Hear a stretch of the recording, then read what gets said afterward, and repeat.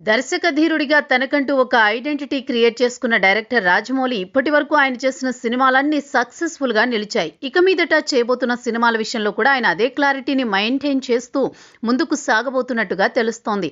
Failure అనేది తన దరిదాపుల్లో కూడా ఉండకూడదనే ఉద్దేశంతోనే రాజమౌళి ప్రతిదీ జాగ్రత్తగా చూసుకుంటూ ముందుకు సాగుతూ ఉంటారు. అనుక్షణం సినిమా కోసం పరితపించే వాళ్ళలో రాజమౌళి మొదటి స్థానంలో ఉంటారు. ఎందుకంటే ఆయనకు సినిమా తప్ప వేరే ప్రపంచం లేదు.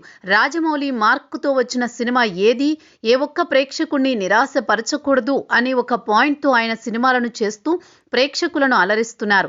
అందుకే అతని సినిమాల్లో ప్రతిదీ హైలైట్ అవుతూ ఉంటుంది.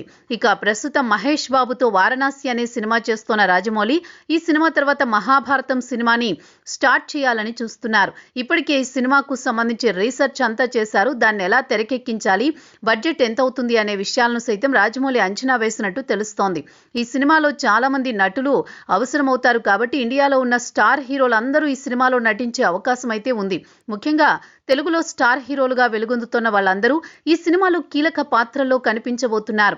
రామ్ చరణ్ ఏ పాత్ర చేస్తున్నాడనే విషయం మీద చాలా వరకు అనుమానాలు వ్యక్తమవుతున్నాయి. ప్రస్తుతం అందుతున్న సమాచారం ప్రకారం రామ్ చరణ్ అర్జునుడి పాత్రను పోషించబోతున్నారని రాజమౌళి సన్నిహిత వర్గాల నుంచి క్లారిటీ అయితే వచ్చింది. మహాభారతంలో అర్జునుడి పాత్రకి చాలా ప్రాముఖ్యత ఉంటుంది.